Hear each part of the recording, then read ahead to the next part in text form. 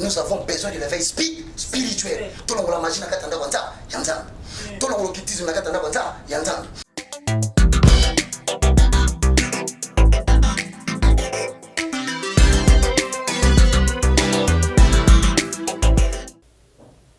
Yonde mwinda nanga nzela oyo nabilaka nakokende lisusu wapie yonde maloba na bomoy etamboli nanga na sena moyoyo ekamba mina yonkolo yonde pole uzana yonde pole nangai oyo natselaka motema yonde mwinda nangai nzela oyo nabilaka nakokende lisusu wabie yonde maloba na bomoy etamboli nanga na sena moyoyo ekamba mina yonkolo yonde pole kolokamba bomoy nangai kamba kabomoy nangai nyonso ezali mpona yonkolo papa bomaka ngai na lola ozala shekere bosanta baba mwinda na yo ekitela ngai loboko na yo ekamba ngai mwinda na yo ekitela ngai loboko na yo ekamba ngai yonde pole ozali nyonso ozali nyonso mpona ngai ozali nyonso mpona ngai motema nanga tonda nesengo motema nanga batela kimia ozali nyonso mpona ngai ozali nyonso mpona nga. Voilà, soki moto alinginga akobanda kotosa maloba nanga tata nanga pe akolinga ye kasi moto oyo alinga ite ye atosaka maloba nanga te. Voilà, fidèles téléspectateurs, fidèles internautes, bonjour et bienvenue dans le plateau du réveil, les réveils magazine ya Bolamuki, les réveils magazine ils permettre bino boyeba maima bombama na nzela ya émission oyo toyaka ko décoder ba symbole to pe ba signe franc-maçonnique au sein des églises de réveil. J'ai dit un très grand merci à Yoshi également, à Igo Malela Maboko Tepe, Bazan Sima Caméra, et salut très bon, merci. À merveille Louke Baola sans oublier Neps Atokwa Satoui, Tozoko Babebon, Lelo, Touye, Lisusu. La cadre toujours, il y a décoder bassine franc-maçonnique au sein des églises de réveil avec le moindre, les tout petit de tous les serviteurs dédiés du monde entier à la personne de l'évangéliste Roger Baka à qui j'ai dit shalom papa. Shalom à sa servante Nancy Kilakidi, que Dieu te bénisse. Nzambe apambola toute la famille Kilakidi pour cette offrande au Bapesibiso afin qu'elle servir la prêtrise, il y a destiné, il y a monde entier, que Dieu te bénisse. Amen, un grand merci à mon très cher frère Papi Nginama. Je dis merci à l'équipe technique, Maboko Triplé, que Dieu te bénisse, Igo Malela, que Dieu te bénisse, Lucie Lowo, Yoshi, et pourquoi pas Loukeba, merveille. Bonjour à vous tous qui nous suivez, voici un autre numéro de comment décrypter le signe franc-maçonnique au milieu des églises de réveil. Alors, les autres Koba, un autre numéro, nous vous saluons et nous vous demandons de rester scotchés. Pourquoi? Parce que les autres ont abordé 4 matières ou 3 très indispensables. Alors, on a préféré avant Nantoloba, la personne référence Mokonatanga. Pourquoi Tanga? Parce que nous devons savoir qu'on appelle prophète toute personne qui a les paroles de l'Éternel dans sa bouche. Donc, dans la circonstance, il faut poser le fond, les fondements, avaler les rouleaux. Jamais. Tom, il a toujours les rouleaux, papa. Et si on sort que nous avons première référence biblique, 1 Jean, chapitre 2, le verset 18. Avalant les rouleaux. Obaka Mutoloba qui bakate. Jean Azara qui prophète et disciple, il y a Jésus. Jésus. 1 Jean chapitre 2, le verset 18. Petits enfants, c'est la dernière heure. Et comme vous avez appris qu'un antichrist vient, il y a maintenant plusieurs antichrists. Par là, nous connaissons que c'est la dernière heure. Banamike. Ok. Sur la Romains chapitre 10, le verset 9, deuxième référence. Si tu confesses de ta bouche le Seigneur Jésus-Christ, si tu crois dans ton cœur que Dieu a ressuscité Jésus d'entre les morts, tu seras sauvé. Voilà les petits-enfants. Ok, les petits-enfants dans le royaume sont ceux qui ont reçu Jésus comme Seigneur et Sauveur, mais qui préparent aussi l'avènement de la seconde venue. Donc, il y a petits-enfants parce que tu es plus grand que Jean-Baptiste. Parce que Jean-Baptiste a prédit ça qui est naïf. Ils ont préparé seconde venue. Les plus petits dans le royaume sont plus grands que Jean-Baptiste. Ok. Alors, comment on comprendre Rouleau bien? Parce que Babi Bana est amitié. Bon, il y a vu que tu as mis la sou. Non, c'est tant que sou que banda qui quand. Tant que sou que bandi, à partir, il y a résurrection à Jésus, bah il y a collé la chambre haute. La descente du Saint-Esprit, c'est le dernier village. Parce que après le Saint-Esprit, nous allons nous soir aux alatés. Première dimension, on a connu Dieu comme Père. Deuxième dimension, Jésus a pris la forme humaine. Il a vécu parmi les hommes. Troisième dimension, c'est la dimension du Saint-Esprit. Donc, quatrième dispensation, c'est et nous avons Nancy, on comprendre que la dernière ère de la question, c'est la dispensation du Saint-Esprit. Nancy, la dispensation du Saint-Esprit. Le corps a toujours décrypté la code dans la signe. Il fallait antichrist le mot anti ou anté. On lui à Christ pour annuler les acquis de la croix. Pour annuler l'existence de Jésus. Il y a un code, un symbole. Et ça, un objectif. Il y a pour annuler la mort et la résurrection de Jésus. Pour que Batubabika, il y a un tour de la bassine. Si on bateau va ça la camisala wana, va bengi bango antichrist ou bien antéchrist. Donc bateau quand ça va logo na kata l'église na bango. Bateau même ka bassine na banzembu na bango. Bateau va ça la kabilo kwa na bengo ba antéchrist. Ce qu'on a bien ainsi. Antéchrist c'est un moto akamati code ya magie. Atia na kata église. Pour annuler la croix, à dépeupler les camps de Dieu, à peupler les camps de l'ennemi. Alors, puisque tu as dit que moi, il fallait, aïe. Mais là, on est solo Jean Lobby, comme il est bête. Donc, on a pas bazar. On a pas bazar. On a pas politicien, bazar. On a pas théâtre, bazar. Ça veut dire que l'on consomme par la télé. Donc, la télévision est devenue l'instrument le plus fort par lequel le diable passe pour récupérer les gens qui viennent d'être sauvés. Donc, opérateur nous sommes les médias. L'andela est malade. Au monde ici, il y a des signes anti, il y a antichrist. Il y a des journalistes. Nous, parce que surtout le monde est journaliste. Ah bon, il y a un journaliste très influent dans le domaine politique. Au initié par jeune et belé. Ce qui est monsieur et comme Elio. Répands-toi, parce que ça ne te servira à rien, tu risques de mourir cette année. Na répété journaliste moko élevé en dignité. Au vent de la famille, il y a des politiciens. Il y a Moubali. Au sein de au initié Batebe et Belé. Dieu me dit de te dire en tant que sentinelle, répands-toi, au risque 2020 au attendre. Ah, Nancy, merci.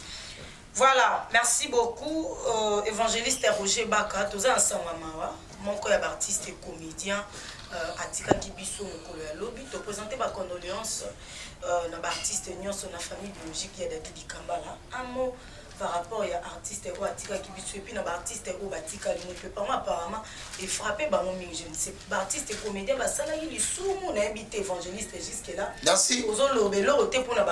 Je crois que dans le Baranabino, lorsque le prophète parle, Dieu s'était. Le peuple se moque du prophète. Mais quand Dieu descend pour parler, c'est-à-dire qu'il est venu récupérer les gens qui n'ont pas voulu se repentir. À ce moment-là, le prophète, c'était. Il y a un moment parce qu'il y a au côté de la télévision, je ne faisais que signaler les gens que voilà à l'horizon 2020. Quoi le lobby?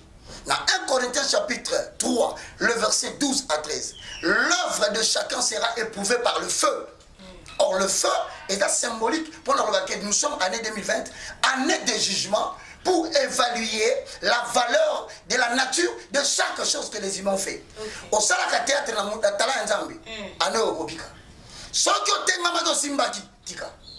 ozali na vie okota kotosala boye tika oyo nabakisaki mwa kisindamu tika oyo te ekobo na katikati ya bato ya théâtre tolinganaka tobimaka tosalaka baimpudicité biso na biso mama bakokufa na présenter bacondoléance na bafamille baza attristé mais na bango batikali écoutez la voix de celui qui crie le moindre de tous le plus petit de tous les hommes de Dieu. Si on a 5 millions de condoléances. Mais Nazaka pe na posate ba ke rocher ba kasali na raison. Bande ko tu kopesa nga raison. Nazali un simple serviteur de Dieu. On nzamba zo utiliser na génération na ye na atteindre mission na ngana silisa na ko tapelo lo. Na présenter ba condoléances na famille à Kitambala. Dadi comme na sala ki pe na polo. Mais je vous informe, il y en a d'autres qui vont encore s'ajouter. Calamité, avant de totaliser 9e mois. Si les gens ne se répandent pas dans le monde de théâtre, bon, je vais parti. Bon, ça va être évangéliste baka à lobby. Quand la lobby n'a yé, à zone n'a zoli soumi balé bolandana. Bon, na lobby donc ils ont des comédiens. Bako landana, bolandana. Na lobaka ngo depuis l'année passée. Li wako côté la monde de théâtre. Et l'autre zoya mikolo yo bobangati. Ya monde ya politique et kozala mbala moko bitumba la trouble. Tant que ça, on a liquidé Batamineni. Et je vois un politicien majeur à la dynastie. Nalobi, un homme politique majeur à la dynastie. Maintenant qu'on parle, Oyoka, Ayoka. Oyoka Finga Baka, Afinga. Mais dis-moi, un prophète prédit et il prépare même l'enseignement encore pour se repentir. Voilà, merci beaucoup et Soukite évangéliste. Au salaba émission au loba quand nous un prophète parle. Tant prophète à loba nzamba bandi kimia batubazo séparé. Tant nzamba obano loba prophète avant likimia te. Non aloba qui prophète. Mais au loba mangwebele pour na serviteur de Dieu et tout le monde on s'accomplit. Batnya surtout ba komi ba kazana raison. Ba kalobara bien. Ndeba no fingo mato imilaya neza sou. Mato imilaya. Mikolo yo ozana raison. Ya wana lobi na za poser raison te. Ozana. Donc on est dans na simbulo yo na loba ki nza ba kopé a kopé. Tout na nero. Voilà. Ba sali 3 jours mu pépé. Muta ma banda zati. Ba nzete zo kweya. Ba ndako zo baluka. Mu pépé zo beta na biso ke Belgique na France na pekisa kibino. Boti kokota mamba Congo boyoka te. Vous serez ruinés. J'ai dit aux Congolais préparez-vous, vous allez quitter l'Europe. Mon peuple Zoya et ko beta crise moko finance na Europe. Congolais bando bomba kambongo o umela su na Europe te. OK wa. Osana, boso na mboka. Mais avant bazonga, mon peuple ne koleka na Congo peut préparer pour kota na bango. Bato belé ba ose l'évangéliste Roger Bakaloba po apparemment to comme une série ya ba demande pardon. Ba musicien ba sengi ba pardon. Ba o nyonso to bazoy ba on a ba problème. Ba sengi ba pardon. Moussou plus loin, alors va se retirer na scène. Azongi non na makula tata tinzamba koloba zongi la po azongi dans son nzamba be ozoko zonga te ozonga pété. Évangéliste Roger Bakayo o lo ba mangwi salami. Na ba pardon otomoni pasteur Mike Kalamba ya sengi pardon frère Michel Bakenda ye pas sengi pardon na habité. Pourquoi lo bani par rapport à ba pardon o bamba sengi. Aoukola le awe tous les aoukola le Chilumbai aoukola le hey wakola muyenga aoukola le aoukola maweja wangwe aoukola le ya ya awe tous les aoukola le aoukola le aoukola le awe tous les aoukola le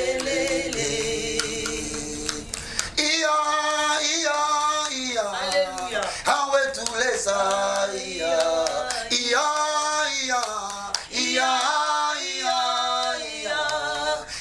tous les Sembola loboko Zamba lola sembola loboko Sembola loboko Sembola loboko Zakatea sembola loboko Nasioka partune inaimba Mbose kangana nuna numbangu te Mbala mususu Yesu akoleka na nzela na ngai Likamba Kongo so umela po Yesu aleki nano te Kongo kobika na ye na lolenga bonzambe likambo te soki tokwe ina maite miracle Congo eza ya kokauka poto za shwa ya nzambe 2 Samuel chapitre 24 le verset 10 le verset 11 2 Samuel chapitre 24 le verset 10 au verset 12. Alors, puisque Nancy a commis à la zone Congo, moi je commence à lire. On le dit comme pardon là-bas. On a vu que la ligne qui est au Macambo à Touanate. Vous remarquez que tous baluka roger ba lobito lobité. Na ba ina koloba te. Tout ni na mutuna. Na rozala bref, na likambo ba lobi. Ya ba pardon. Ba sengini ba pardon mini. Mo uta se retirer. Abia ozela nzambe. 2 Samuel combien papa? 2 Samuel chapitre 24 le verset 10 au verset 13. Parce que tout ça a décrypté, mais la décrypté première partie actualité et l'actualité évangélique. Avant les roues, à chaque question correspond une référence biblique. Pour ça. David sentit battre son cœur. David qui montait mon épée. Après qu'il ait ainsi fait le dénombrement du peuple, Nasimaya kamati bitumbezate abandi kotanga ba combattant atangi ba soda nyonso ko la tinda qui était. Et il dit à l'Éternel, je commis un grand péché en faisant cela. Nazo betan. David. Alors bien entendu. Na sali sumi ya munen. Tu l'as bien munen. Parce qu'il ne faut pas minimiser les bêtises. Hein. Okay. Il y a des péchés qui sont très graves parce que tu as jeté l'opprobre sur le nom de Christ. On va dire que mon amour pété. Et que pété n'a pas de langue dans le pardon la réclame. Non. David a son a télémi, a gagné la mise au bateau. J'ai commis un grand péché en faisant cela. Ok. Maintenant, on va interpréter. Oh Éternel. Oh Nzambe tata. Donne, pardonner l'iniquité de ton serviteur. J'ai complètement agi en insensé. Nasala ki Makamuloko la bo. Lokola bo. Bozoba. Bololé. David est roi. Osokanga bien. David est roi. Alinga senga pa. Abandina nous kolobana miso abato. Likambo na sali na remarquer ça likambo ya grave. Yo ki mo grave bibuna. Ok. Nabananga boka cette procédure ya pardon ezala kaka ne bazo bisayo ba congolais ba bosa na kana bango. Omoni bana nzambe balimbisa kaka. Yo senga ka pardon. Omona ba kolimbisa yo. Allez raconter cela aux gens qui ne sont pas du côté de la croix. Nous avons la parole de Dieu comme mesure. Okay. Vous avez publiquement jeté l'opprobre dans le nom de Christ. Tant que nous t'expliquons que nous avons quitté. Nga na koide bino. OK. Parce que nga na lobaka, ça attention. Je répète, au lega na TV. Au contredire nga. Na émission Tanya Mabedi. Na lobi na chiluba na bomba ka message. Na lobi wako etu. Uju na nizambi. Ozo sala na nzambi. Padi nzambe ya uju kukuma. Mukolo nzamba kobeta yo, utu jila mwadi. Na lobi na chiba, mukolo nzamba kobeta yo, okolela lokola mwana mukie. Mais asande koranga, aleki na TV lobini. Est-ce que nzambe po ataba sena nzambe na Kongo fatu na baka? Na lobi na lembi. Ane passé ba ko futa ba tu même mbongo. Ponga ba finga na télévision.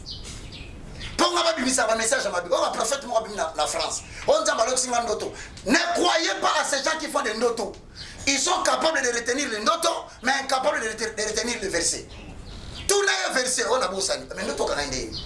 Alors ndoto ndo sokanga. Mais verset sokanga te. À partir d'aujourd'hui émission nous serons na mutaleki na TV. On nzamba la kisa kinga, nzamba la kisa sumu tubakambuté. Toza na dernière heure, c'est l'heure du Saint-Esprit. Donc ça va mensonge.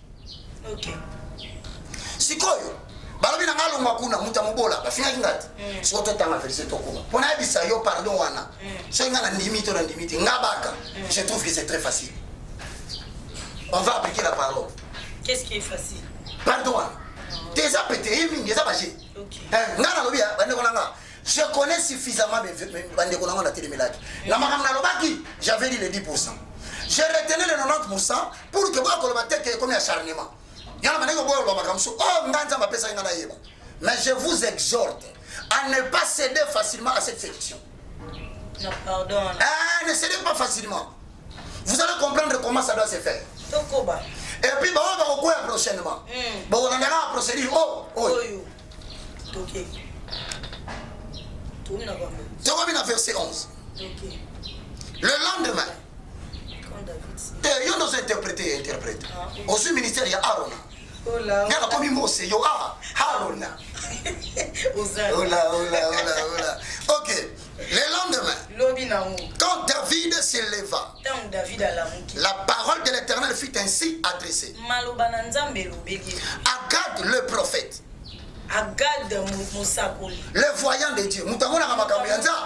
C'est-à-dire la génération moko zamba ko bimisa bato bazo garder présence na ye na zanga moko to sebele na muki bato bele ba pesa message bato bele ba lobela ka pona ko confirmer zamba bisa kanga siko nzamba lobina Gad mutase nga parler sana David mais nzamba yo sora nana Gad bon pourquoi nzamba sora na David Baza salité la minute wana. La minute oyo, vous avez la saleté dans vos corps. Vous ne pouvez pas vous approcher de Dieu.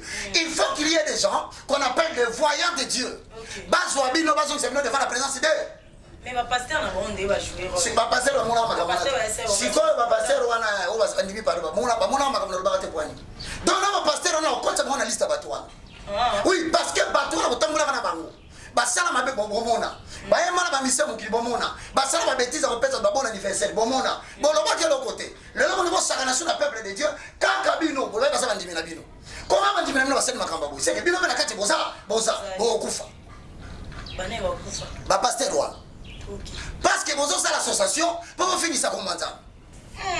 Kona lobi na Gad. Kene pa Gad. Na tigela maloba yo David. Yo muto sumuki. Bakangela busoba. C'est Dieu quoi na libulu. Est-ce que muto azana libulu? Akomi sunga mo kabima.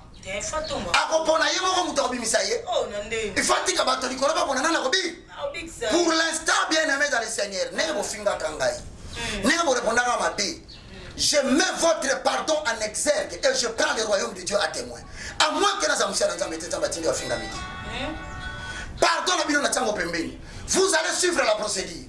Vous allez venir à la télévision. Comme David. Nabaka, fona van na rabino. Na yoka na munoko na ngala matoi na nga, baka limbisa biso ne to finga ki. Oh, shocking my God. Le moindre de tous. Encore la personne à valeur. Batinos pour le biba kazaki na re. Valeur no tipanza. Bino sikoyo. Foboya vous attend. Boko benga nga toko kutana. Bandeko, soki bomoni to fandi na bangote. Tolobeli repentance sincère à la manière de la Bible était. Parce qu'il faut même savoir pardon pour senga biso bosali ni. O biso to moni za moki. O etika libéreza ni. Et puis dans monde ya ténèbres soki bokotaki. Ce bokotaki bosimba ki biloko babima kana pardon te. Ah. Babima nani. Et ça va pratique il faut ça la pour dans monde wana. Tandé va sengi pardon soki bakenda ki do batikité. Au nom du corps de Christ. On a entendu votre pardon. Comme Gad, moi je n'ai pas accepté. Je vous attends devant tout le monde. Dans l'émission comment décrypter les symboles sataniques. Binomo va vendre. Bon bah non la musique to beta ki jour wana, bon moi la ki signoté. Mais est-ce que ba oya? Qu'est-ce que ba été église boy pardon. Boso ba boy na. Na lobia, ce qui ba été. Quand on a cette émission boy. Na lobi pardon la bonne église beau et j'en assume la responsabilité devant Jésus qui m'a envoyé. Comment est-ce qu'on est une fois Michel Bakenda s'est retiré sur scène? À quoi s'est retiré? Est-ce que Bisson tu l'as bien gagné? Qui te dit que parce qu'il s'est retiré, impudicité tiré? Qui te dit le roi s'est retiré, Satan tiré? Ouais, bah, quand mandat à protection, c'est l'œuvre de Dieu. Quand tu exerces l'œuvre de Dieu, c'est alors que tu es couvert. Mais quand tu dis que tu as arrêté, tu es sorti de la zone de protection. Ce qu'on dit qui, c'est que tu vas bien gagner. David, Asumuki, après Bosolana Gad, a tiré le roté. Massoumou ne va pas dire qui ne savait pas que David était sorti avec la femme de Dieu. Tu ne peux pas. Cette phrase-là, il doit les retirer. Ce qui a dit phrase wana, et la dit que frère Wanza va bien gagner. Parce qu'il a dit pour la battre. Si c'est Dieu qui t'a appelé, cette fois le juste tombe, il se relève, il continue le travail. L'opprobre reste dans ton corps pour que la salle ma expiation. plus ozoyemba ozolela nzambe azopurifie yo plus ozoyemba ozokanisa mozo kosalaki nzambe azopurifie yo jusqu'à ce que la purification va atteindre son terme l'éternel te réengage dans un autre chemin mais tu ne peux pas te retirer pasteur wana moto amonaka makambo asalaka te ezaki ngai pasteur nalobi na pasteur j'adresse le message pasteur bon baje na bino bosali nitro na mboko yango memni Congo esika tozali omoni légèreté ya plateforme église de réveil au Congo yo moni na ba pasteur sur élevé en dignité nani na sukuroza oleka a condamné. J'entends encore qu'un pasteur de Philadelphie, il a eu le courage à noter le mot que moi na moi si oyo avec une impudicité tant mayaka jita tuna kibango nani na kaza mina subukate ba bedi banga. Mais moi ça c'est impudique, l'église n'est pas impudique. Cette femme là symbolise l'église impudique. C'est une église impudique. Alors yo sur baké na sumukate ba lobela ki église te ba lobela ki c'est impudique. Donc yo sur baké biso to pengwa. Donc ton dit ma osala mabe. Mais l'église ne doit pas être essuyée. Les chrétiens de l'autre côté de la croix, ils ne sont pas parfaits, mais ce sont des gens qui demandent au Saint-Esprit par la prière en langue de leur donner la capacité de transcender les désirs de la chair. Et je te dis, celui qui nous couvre, c'est le Saint-Esprit. Maman,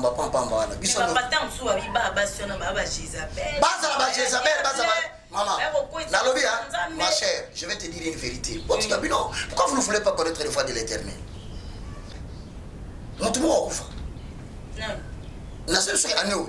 Quelqu'un va piquer une crise grave. Dieu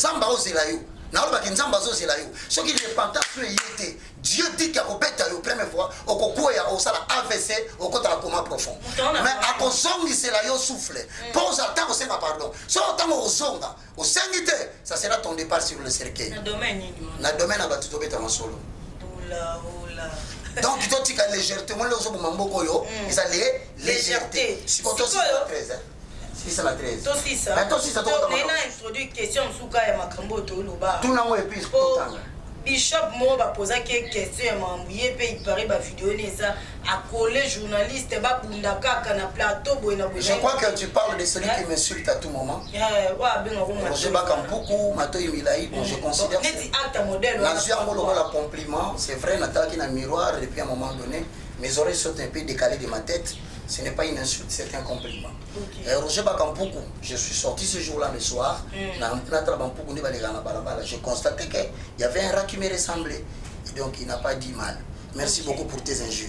Mais je suis en train de te dire, dites à cet homme-là, les jours qui viennent, il va fuir l'église en escaladant les murs.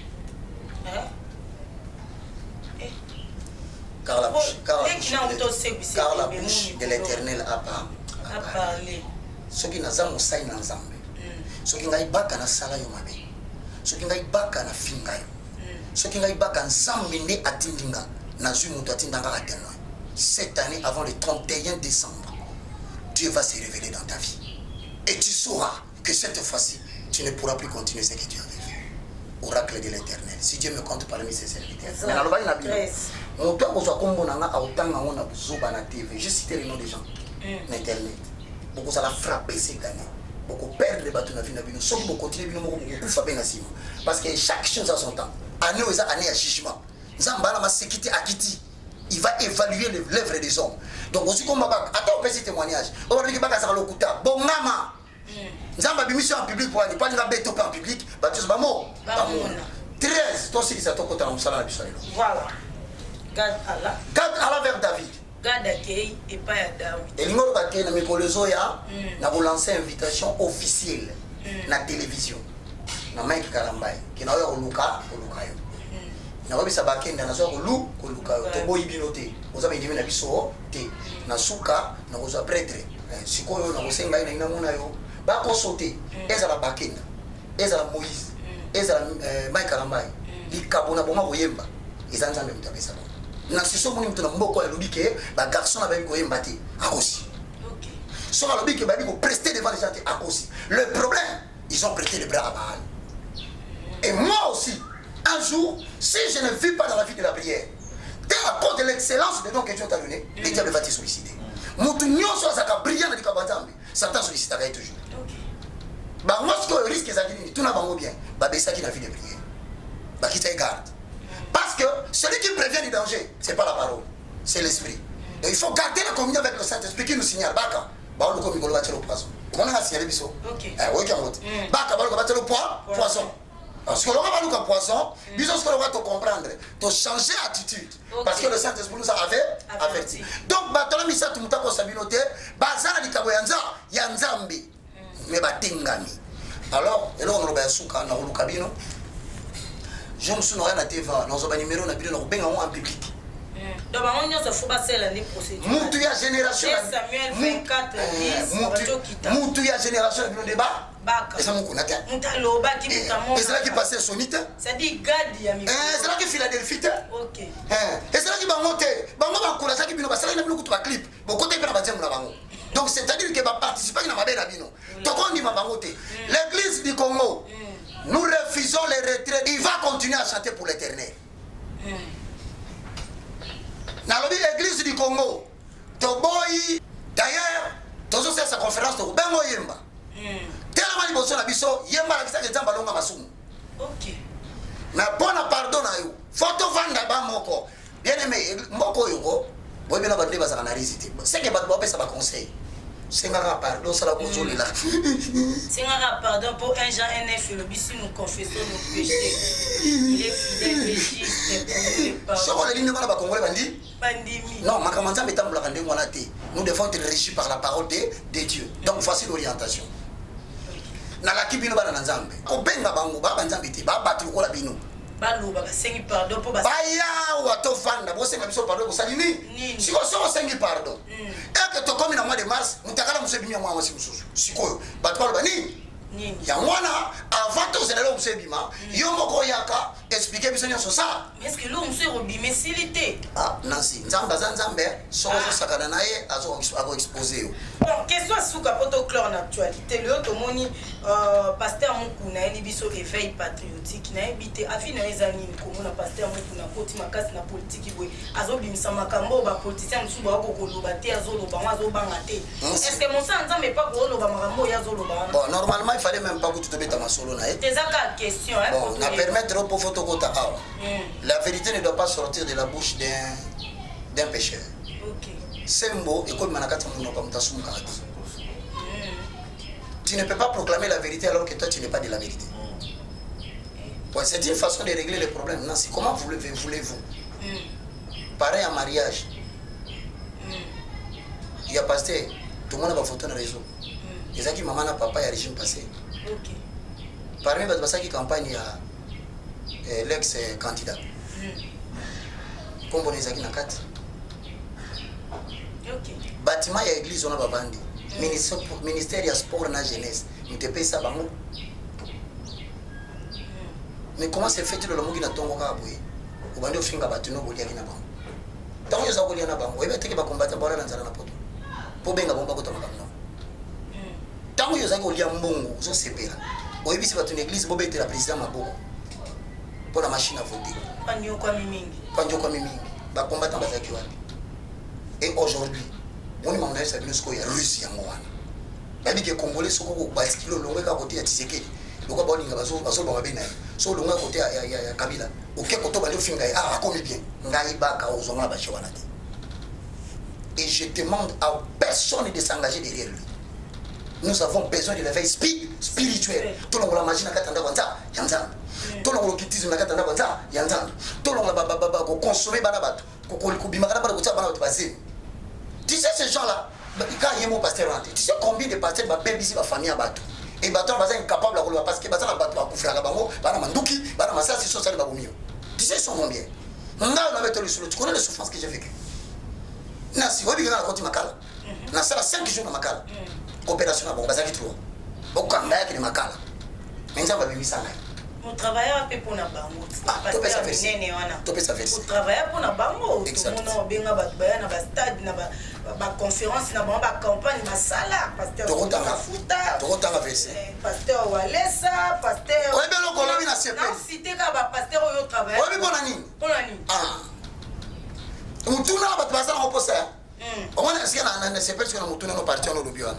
Na yo lelo ozo lo bana bango ke baza mabe. Yo travail na bango te. Obenga biso. Ya moi si à partir la question na yo. Le gros de connaître na travail na bango. C'est que makamno lo bageza so. Pona yebi bango. Ola. Engala zambisi na fana na kati ya na baleine. Je te dis que le baleine est malade.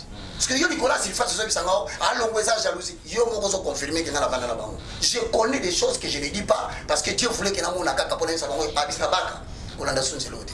Consommer en hôtel.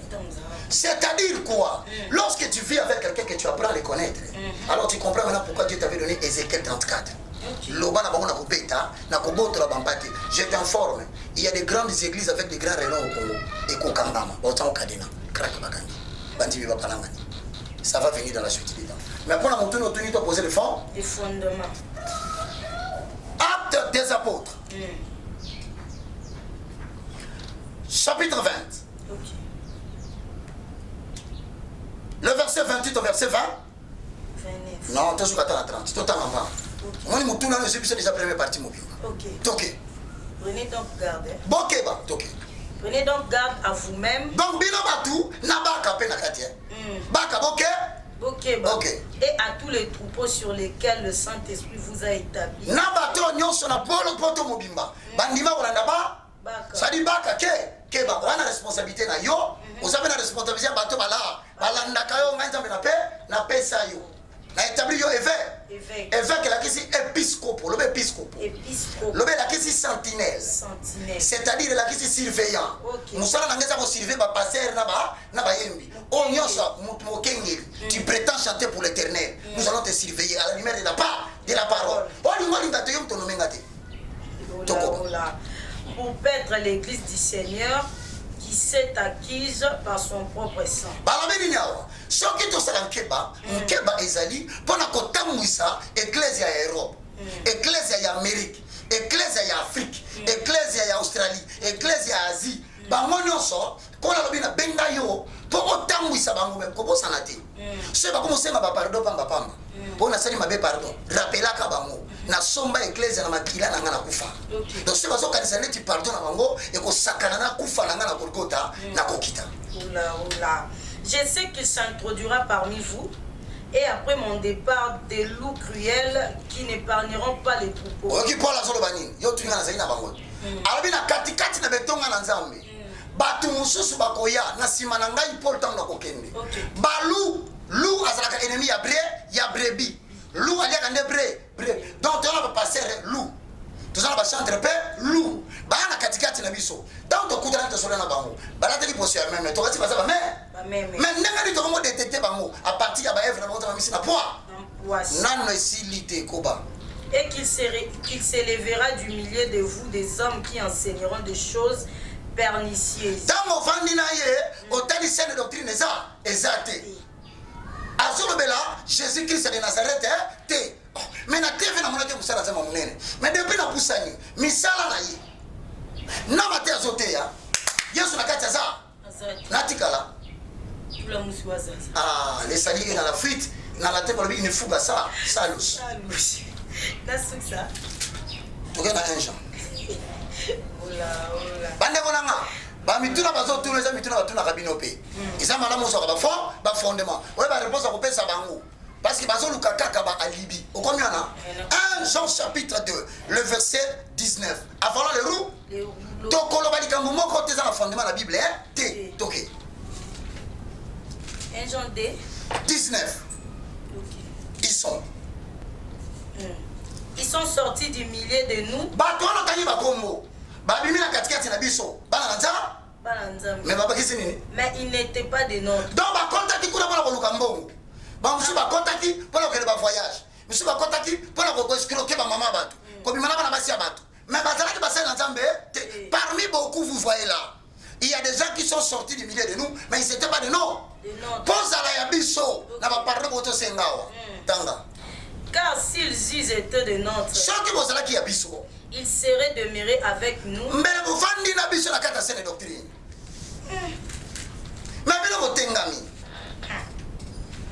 Mais cela est arrivé afin qu'il fit manifeste que tous ne sont pas des nôtres.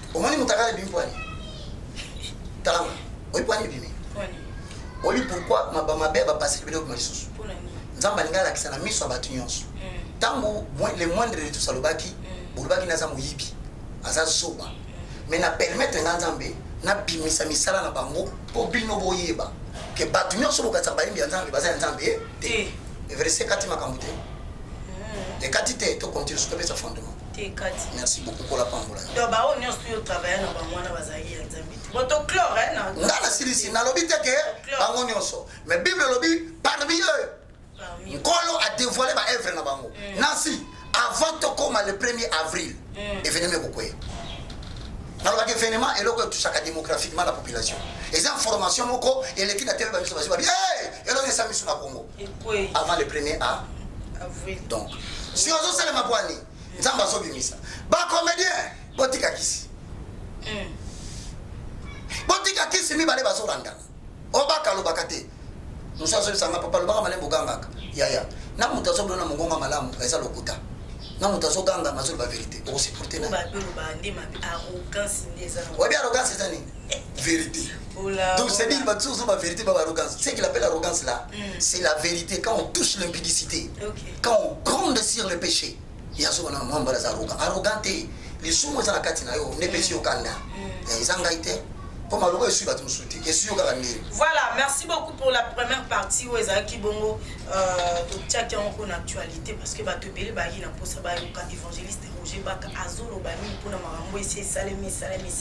To continue la deuxième partie comment à décoder les signes francs-maçonniques au sein des églises des réveils. J'espère que maman Adèle ça télémi déjà zolinga yeba l'auto décortiquer nini po na ba musulman ba komi ba musulman batindi ba message ba komi ba se retrouver dans makambo évangéliste Baka la répétition est la mère de la science. Premièrement Seigneur OK rappel bande ko bosumango bien auto mona lobeza ki bongo mona jangwa bongo na kota ki mwinza na ki mwinza église ko église ya nzambe église ya munene batie boule ba komi IHS eza pena libanda na entrée code satanique et cette église appartient à Lucifer boziango parce que tolobaki na bino que eza nini pendant que ba représentant rappel le catholique romain ne participe pas au sacrement de la Sainte Eucharistie.